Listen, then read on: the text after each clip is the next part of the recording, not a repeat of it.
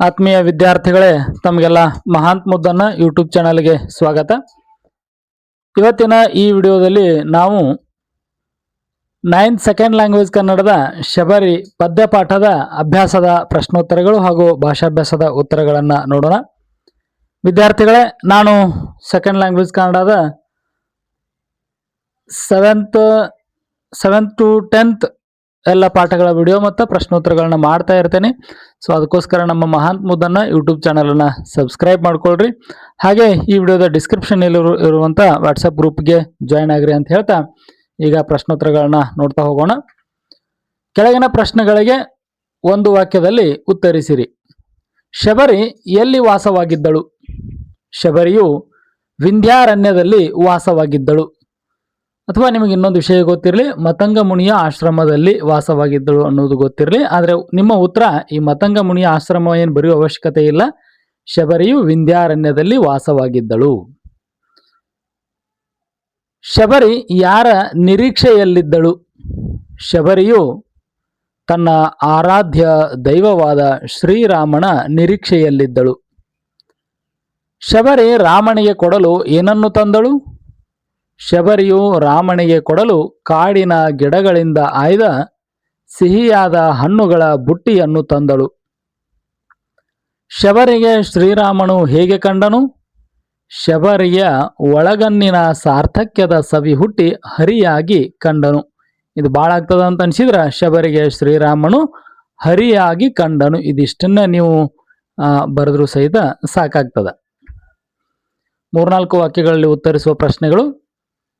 ಶಬರಿಯು ರಾಮನನ್ನು ಹೇಗೆ ಕಾಯುತ್ತಿದ್ದಳು?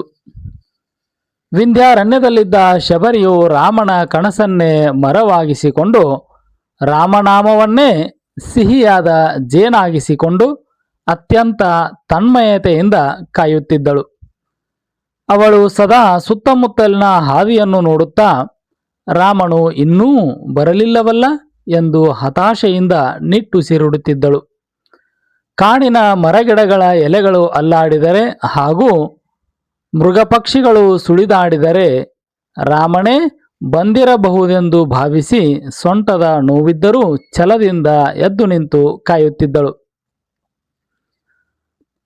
ರಾಮ ಬಳಿಯಲ್ಲಿ ಕೂತಾಗ ಶಬರಿ ಹೇಗೆ ಸಂಭ್ರಮಿಸಿದಳು?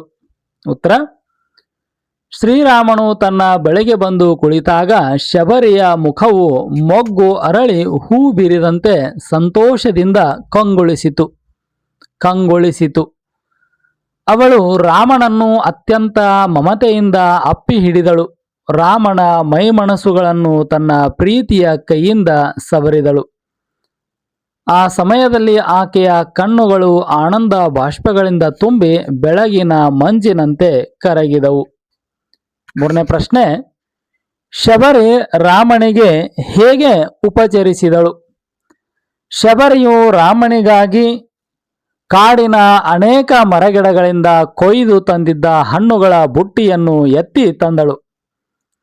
ಆ ಹಣ್ಣುಗಳಲ್ಲಿ ಯಾವುದು ಸಿಹಿಯಾಗಿದೆ ಎಂದು ತಿಳಿಯಲು ಪ್ರತಿಯೊಂದು ಹಣ್ಣನ್ನು ತಾನೇ ಕಚ್ಚಿ ನೋಡಿ ಅತ್ಯಂತ ರುಚಿಯಾದ ಹಣ್ಣುಗಳನ್ನು ಆಯ್ದು ತಿನ್ನು ನೀನು ಎಂದು ಅತ್ಯಂತ ಮುಗ್ಧತೆಯಿಂದ ಮತ್ತು ಪ್ರೀತಿಯಿಂದ ರಾಮನಿಗೆ ನೀಡಿ ಉಪಚರಿಸಿದಳು.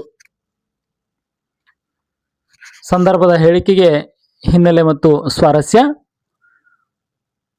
ಮರದಲ್ಲರಳಿದ್ದವು ಹೂಗಳು ರಾಮನಾಮವೇ ಜೇನಾಗಿ.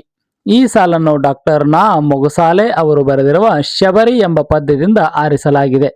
ವಿದ್ಯಾರ್ಥಿಗಳೇ, ಈ ಶಬರಿ ಪಾಠದ ಆಕರ ಕೃತಿಯನ್ನ ಅಲ್ಲಿ ಕೃತಿಕಾರರ ಪರಿಚಯದಲ್ಲಿ ಕೊಟ್ಟಿಲ್ಲದೆ ಇರುವುದರಿಂದ ಇಲ್ಲಿ ಆಕರ ಕೃತಿಯನ್ನ ಹೇಳಿಲ್ಲ. ಆಕರ ಇಷ್ಟೇ ಬರೆಯುವುದು ಈ ಪದ್ಯಕ್ಕೆ. ಈ ಸಾಲನ್ನು ಡಾಕ್ಟರ್ ನಾ ಮೊಗಸಾಲೆ ಅವರು ಬರೆದಿರುವ ಶಬರಿ ಎಂಬ ಪದ್ಯದಿಂದ ಆರಿಸಲಾಗಿದೆ.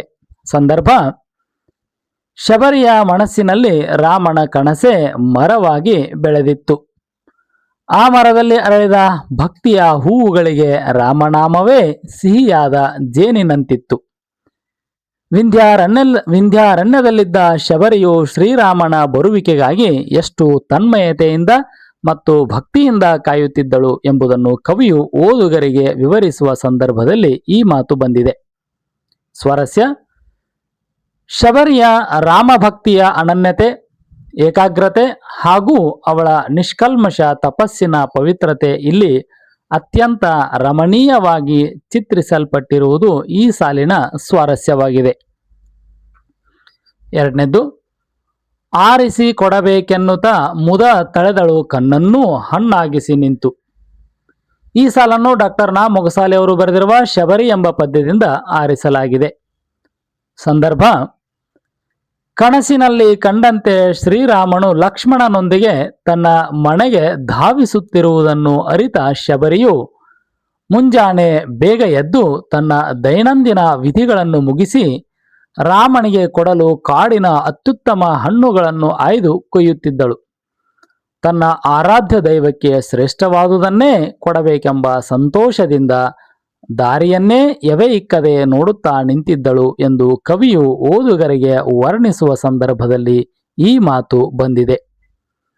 ಸ್ವಾರಸ್ಯ: ರಾಮನ ದರ್ಶನಕ್ಕಾಗಿ ಹಂಬಲಿಸುತ್ತಿದ್ದ ಶಬರಿಯ ತವಕ ಮತ್ತು ಆಕೆಗೆ ರಾಮನ ಮೇಲಿದ್ದ ನಿಷ್ಕಲ್ಮಶ ವಾತ್ಸಲ್ಯ ಭಾವವು ಇಲ್ಲಿ ಕಣ್ಣನ್ನೂ ಹಣ್ಣಾಗಿಸಿ ನಿಂತು ಎಂಬ ಸೌಂದರ್ಯಯುಕ್ತ ರೂಪಕದ ಮೂಲಕ ಸ್ವಾರಸ್ಯಪೂರ್ಣವಾಗಿ ಅಭಿವ್ಯಕ್ತಗೊಂಡಿದೆ.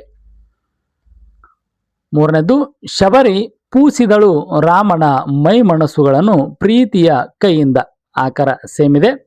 ಸಂದರ್ಭ: ಶ್ರೀರಾಮನು ಲಕ್ಷ್ಮಣನೊಡಗೂಡಿ ಶಬರಿಯ ಗುಡಿಸಲಿಗೆ ಬಂದಾಗ ಶಬರಿಯು ಅತ್ಯಂತ ವಾತ್ಸಲ್ಯದಿಂದ ಆತನನ್ನು ಅಪ್ಪಿ ಹಿಡಿದಳು. ಆ ಅಪ್ಪಿಗೆಯು ರಾಮನಿಗೆ ತನ್ನ ಹೆತ್ತ ತಾಯಿ ಕೌಸಲ್ಯೆಯ ಮಡಿಲಿನಲ್ಲಿರುವಂತೆ ಭಾಸವಾಗುವಂತೆ ಮಾಡಿತು. ಆ ಸಮಯದಲ್ಲಿ ಶಬರಿಯು ಭಕ್ತಿಯಿಂದ ರಾಮನನ್ನು ಉಪಚರಿಸಿದಳು ಎಂಬುದನ್ನು ಕವಿಯು ಓದುಗರಿಗೆ ವಿವರಿಸುವಾಗ ಈ ಮಾತು ಬಂದಿದೆ.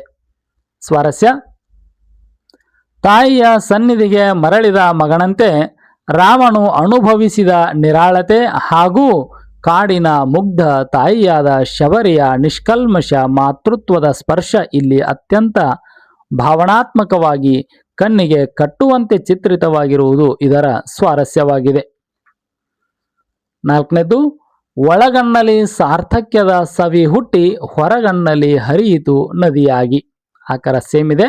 ಸಂದರ್ಭ: ಶಬರಿಯು ಪ್ರೀತಿಯಿಂದ ನೀಡಿದ ಕಚ್ಚಿ ಸವಿದ ಹಣ್ಣುಗಳನ್ನು ರಾಮನು ಅತ್ಯಂತ ತೃಪ್ತಿಯಿಂದ ತಿಂದ ನಂತರ ಶಬರಿಯ ಕಣ್ಣಿನ ಪೊರೆ ಕಳಚಿ ಅವಳಿಗೆ ಹರಿಯ ಸಾಕ್ಷಾತ್ಕಾರವಾಯಿತು. ಆ ಧನ್ಯತೆಯ ಕ್ಷಣದಲ್ಲಿ ಅವಳ ಮನದಾಳದಲ್ಲಿ ಉಂಟಾದ ಭಾವೋದ್ವೇಗವನ್ನು ಕವಿಯು ಓದುಗರಿಗೆ ವರ್ಣಿಸುವ ಸಂದರ್ಭದಲ್ಲಿ ಈ ಮಾತು ಬಂದಿದೆ. ಸ್ವಾರಸ್ಯ: ದೀರ್ಘಕಾಲದ ಕಾಯುವಿಕೆಗೆ ಕೊನೆಗೂ ದೈವದರ್ಶನ ಲಭಿಸಿದಾಗ ಭಕ್ತನ ಹೃದಯದಲ್ಲಿ ಉಂಟಾಗುವ ಅತ್ಯುನ್ನತ ಸಾರ್ಥಕ್ಯ ಮತ್ತು ಭಕ್ತಿ ಪರವಶತೆಯ ಆನಂದ ಬಾಷ್ಪಗಳು ಇಲ್ಲಿ ನದಿಯಾಗಿ ಹರಿಯಿತು ಎಂಬ ಕಾವ್ಯಾತ್ಮಕ ಶೈಲಿಯಲ್ಲಿ ಸ್ವಾರಸ್ಯಕರವಾಗಿ ಮೂಡಿಬಂದಿದೆ. 7-8 ವಾಕ್ಯಗಳಲ್ಲಿ ಉತ್ತರಿಸುವ ಪ್ರಶ್ನೆಗಳು. ಮೊದಲನೇ ಪ್ರಶ್ನೆ: ಶಬರಿಯು ರಾಮನ ಬರುವಿಕೆಗಾಗಿ ಏನೇನು ತಯಾರಿಯನ್ನು ಮಾಡಿಕೊಂಡಳು? ವಿಂಧ್ಯಾರಣ್ಯದಲ್ಲಿ ವಾಸಿಸುತ್ತಿದ್ದ ವೃದ್ಧ ಶಬರಿಯು ನಿರಂತರವಾಗಿ ರಾಮನಾಮವನ್ನು ಜಪಿಸುತ್ತಾ ಹಾದಿ ಕಾಯುತ್ತಿದ್ದಳು. ಒಂದು ಮುಂಜಾನೆ ಅವಳಿಗೆ ಕನಸಿನಲ್ಲಿ ರಾಮನು ಲಕ್ಷ್ಮಣನೊಂದಿಗೆ ತನ್ನ ಮನೆಗೆ ಬರುವಂತೆ ದರ್ಶನವಾಗುತ್ತದೆ. ಕನಸು ನನಸಾಗುವ ಭರವಸೆಯಿಂದ ಎದ್ದವಳು ತನ್ನ ದೈನಂದಿನ ನಿತ್ಯ ವಿಧಿಗಳನ್ನು ಮುಗಿಸುತ್ತಾಳೆ. ನಂತರ ರಾಮನಿಗೆ ಪ್ರೀತಿಯಿಂದ ನೀಡಲು ಕಾಡಿನ ಅನೇಕ ಮರಗಿಡಗಳಿಂದ ಹಣ್ಣುಗಳನ್ನು ಕೊಯ್ದು ಸಂಗ್ರಹಿಸುತ್ತಾಳೆ. ಆ ಹಣ್ಣುಗಳಲ್ಲಿ ಯಾವುದು ಸಿಹಿಯಾಗಿದೆ ಎಂದು ತಿಳಿಯಲು ಪ್ರತಿಯೊಂದು ಹಣ್ಣನ್ನು ತಾನೇ ಕಚ್ಚಿ ನೋಡಿ ಅತ್ಯಂತ ರುಚಿಯಾದ ಮತ್ತು ಸವಿಯಾದ ಹಣ್ಣುಗಳನ್ನು ಮಾತ್ರ ಬುಟ್ಟಿಯಲ್ಲಿ ಆರಿಸಿಟ್ಟುಕೊಳ್ಳುತ್ತಾಳೆ. ತನ್ನ ಆರಾಧ್ಯ ದೈವಕ್ಕೆ ಕೇವಲ ಶ್ರೇಷ್ಠವಾದುದನ್ನೇ ಕೊಡಬೇಕೆಂಬ ಮಧುರ ಭಾವದಿಂದ ಹಣ್ಣಿನ ಬುಟ್ಟಿಯನ್ನು ಸಿದ್ಧಪಡಿಸಿಕೊಂಡು ಕಣ್ಣುಗಳನ್ನು ದಾರಿಯ ಕಡೆಗೆ ನೆಟ್ಟು ಹಣ್ಣಾಗಿಸಿ ಕಾಯುತ್ತಾ ನಿಲ್ಲುತ್ತಾಳೆ. ರಾಮ ಬಂದಾಗ ಶಬರಿ ಆತನನ್ನು ಉಪಚರಿಸಿದ ರೀತಿಯನ್ನು ವರ್ಣಿಸಿ. ಶ್ರೀರಾಮನು ಲಕ್ಷ್ಮಣನೊಡಗೂಡಿ ಶಬರಿಯ ಮನೆಗೆ ಬಂದಾಗ ಅವಳ ಹರ್ಷಕ್ಕೆ ಮಿತಿಯೇ ಇಲ್ಲದಂತಾಯಿತು. ಅವಳ ಮುಖಭಾವವು ಮೊಗ್ಗು ಅರಳಿ ಹೂ ಬಿರಿದಂತೆ ಸಂತೋಷದಿಂದ ಕಂಗೊಳಿಸಿತು. ಅವಳು ಅತ್ಯಂತ ವಾತ್ಸಲ್ಯದಿಂದ ರಾಮನನ್ನು ಅಪ್ಪಿ ಹಿಡಿದಳು. ಆ ಪ್ರೀತಿಯ ಅಪ್ಪಿಗೆಯು ರಾಮನಿಗೆ ತನ್ನ ಹೆತ್ತ ತಾಯಿ ಕೌಸಲ್ಯೆಯ ಮಡಿಲಿನಲ್ಲಿರುವಂತೆ ಭಾಸವಾಗುವಂತೆ ಮಾಡಿತು. ಶಬರಿಯು ತನ್ನ ಪ್ರೀತಿಯ ಕೈಯಿಂದ ರಾಮನ ಮೈಮನಸ್ಸುಗಳನ್ನು ನವಿರಾಗಿ ಸವರಿದಳು. ಅವಳ ಕಣ್ಣುಗಳು ಆನಂದದ ಕಣ್ಣೀರಿನಿಂದ ತುಂಬಿ ಹರಿದವು. ನಂತರ ತಾನು ಕಷ್ಟಪಟ್ಟು ಕಾಡಿನಲ್ಲಿ ಆರಿಸಿ ತಂದಿದ್ದ ಹಣ್ಣುಗಳ ಬುಟ್ಟಿಯನ್ನು ತಂದು ರಾಮನ ಮುಂದಿಟ್ಟು ಪ್ರತಿಯೊಂದು ಹಣ್ಣನ್ನೂ ತಾನು ಕಚ್ಚಿ ಸವಿದು ನೋಡಿ ಅತ್ಯಂತ ಸಿಹಿಯಾದ ಹಣ್ಣುಗಳನ್ನು ಎತ್ತಿ ರಾಮನಿಗೆ ತಿನ್ನು ನೀನು ಎಂದು ಪ್ರೀತಿಯಿಂದ ತಿನ್ನಿಸಿದಳು. ಅವಳ ಭಕ್ತಿ ಮತ್ತು ಆದರಾತಿಥ್ಯಕ್ಕೆ ರಾಮನು ಮೈಮರೆತು ತಾಯಿಯ ಕೈತುತ್ತನ್ನು ನೆನಪಿಸಿಕೊಳ್ಳುತ್ತಾ ಹಣ್ಣುಗಳನ್ನು ತಿಂದನು. ಮೂರನೇ ಪ್ರಶ್ನೆ, ರಾಮನ ಭೇಟಿಯಿಂದ ಶಬರಿಯ ಕಣ್ಣೀರು ಇಳಿದದ್ದೇಕೆ? ಉತ್ತರ, ಶಬರಿಯು ತನ್ನ ಇಡೀ ಜೀವಮಾನವನ್ನು ಶ್ರೀರಾಮನ ದರ್ಶನಕ್ಕಾಗಿ ಕಾಯುತ್ತಾ ಕಳೆದಿದ್ದಳು. ದಿನದ ಪ್ರತಿಯೊಂದು ಕ್ಷಣವೂ ಅವಳು ರಾಮನಾಮವನ್ನೇ ಉಸಿರಾಡುತ್ತಾ ಹಾದಿ ಕಾಯುತ್ತಿದ್ದಳು. ಅವಳ ಸುದೀರ್ಘ ಕಾಯುವಿಕೆ ಮತ್ತು ಭಕ್ತಿಯ ತಪಸ್ಸಿಗೆ ಕೊನೆಗೂ ಫಲ ಸಿಕ್ಕಿ ರಾಮನು ಅವಳ ಮನೆಗೆ ಬಂದು ಅವಳಿಗೆ ದರ್ಶನವಿತ್ತನು. ಅವಳ ಕೈಯಿಂದ ಹಣ್ಣುಗಳನ್ನು ಅತ್ಯಂತ ಪ್ರೀತಿಯಿಂದ ಸ್ವೀಕರಿಸಿ ಉಂಡನು. ಈ ದಿವ್ಯ ದರ್ಶನ ಮತ್ತು ಸಾಮೀಪ್ಯದಿಂದಾಗಿ ಶಬರಿಯ ಕಣ್ಣಿನ ಹೊರಪರೆ ಹರಿದು ರಾಮನೇ ಸಾಕ್ಷಾತ್ ಹರಿಯಾಗಿ ಗೋಚರಿಸಿದನು. ಆ ಕ್ಷಣದಲ್ಲಿ ಅವಳ ಬದುಕು ಧನ್ಯವಾಯಿತು ಮತ್ತು ಒಳಗಣ್ಣಿನಲ್ಲಿ ಪರಮ ಸಾರ್ಥಕ್ಯದ ಸವಿ ಉಕ್ಕಿ ಬಂದಿತು. ಭಕ್ತಿ ಪರವಶತೆ, ಕೃತಜ್ಞತೆ ಮತ್ತು ಆನಂದದ ತೀವ್ರತೆಯಿಂದಾಗಿ ಅವಳ ಕಣ್ಣುಗಳಿಂದ ಆನಂದ ಬಾಷ್ಪಗಳು ನದಿಯಂತೆ ಸುರಿದವು. ಭಾಷಾಭ್ಯಾಸ.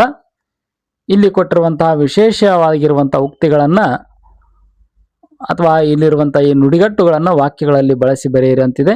ಇದನ್ನು ನೀವು ವಿಡಿಯೋ ಸ್ಟಾಪ್ ಮಾಡಿ ಪಾಸ್ ಮಾಡ್ಕೊಂಡು ಬರೀರಿ. ಇನ್ನು ಪದಗಳನ್ನು ಬಿಡಿಸಿ ಸಂಧಿ ಹೆಸರಿಸಿ. ವಿಂಧ್ಯಾರಣ್ಯ, ವಿಂಧ್ಯ ಅರಣ್ಯ ಇದು ಸವರ್ಣ ದೀರ್ಘ ಸಂಧಿ. ಮರದಲ್ಲಿ ಅರಳಿದ್ದವು ಇದು ಲೋಪಸಂಧಿ. ನನ್ನ ಒಡೆಯ, ನನ್ನೊಡೆಯ ಲೋಪಸಂಧಿ. ಒಳ ಕಣ್ಣು, ಒಳಗಣ್ಣು ಆದೇಶ ಸಂಧಿ. ಕಕಾರಕ್ಕೆ ಗಕಾರ ಆದೇಶವಾಗಿದೆ. ಹರಿಯಾಗಿ, ಹರಿಯಾಗಿ ಇಲ್ಲಿ ಯ ಅಕ್ಷರ ಬಂದಿದೆ, ಹೀಗಾಗಿ ಇದು ಯಕಾರಾಗಮ ಸಂಧಿ. ವಿದ್ಯಾರ್ಥಿಗಳೇ, ಇದಿಷ್ಟು ಶಬರಿ ಪಾಠದ ಅಭ್ಯಾಸದ ಪ್ರಶ್ನೋತ್ತರಗಳನ್ನು ನೀಡುವ ವಿಡಿಯೋ ಆಗಿತ್ತು. ವಿಡಿಯೋವನ್ನು ದಯವಿಟ್ಟು ಲೈಕ್ ಮಾಡಿರಿ, ಹಾಗೆ ನಿಮ್ಮ ಸ್ನೇಹಿತರಿಗೂ ಕೂಡ ಶೇರ್ ಮಾಡಿರಿ. ನಮ್ಮ ಚಾನಲನ್ನು ಸಬ್ಸ್ಕ್ರೈಬ್ ಮಾಡ್ಕೊಂಡಿಲ್ಲ ಅಂದರೆ ಸಬ್ಸ್ಕ್ರೈಬ್ ಮಾಡ್ಕೊಳ್ರಿ. ಈ ನೋಟ್ಸನ್ನು ಮಹಾಂತ್ ಮುದ್ದಣ್ಣ ಬ್ಲಾಗ್ ಸ್ಪಾಟ್ನಲ್ಲಿ ಕೂಡ ನಾನು ಅಪ್ಲೋಡ್ ಮಾಡಿರ್ತೀನಿ. ಗೂಗಲ್ನಲ್ಲಿ ನೀವು ಸರ್ಚ್ ಮಾಡಿ ಈ ನೋಟ್ಸನ್ನು ತೊಗೊಳ್ಬಹುದು, ಅಥವಾ ಅದರ ಲಿಂಕನ್ನು ಈ ವಿಡಿಯೋದ ಡಿಸ್ಕ್ರಿಪ್ಷನಲ್ಲಿ ಕೊಟ್ಟಿರ್ತೀನಿ. ಹಾಗೆ ನಮ್ಮ ವಾಟ್ಸಪ್ ಚಾನಲ್ಗೆ ಕೂಡ ಜಾಯಿನ್ ಆಗ್ರಿ ಅಂತ ಹೇಳ್ತಾ ತಮಗೆಲ್ಲರಿಗೂ ಧನ್ಯವಾದಗಳು.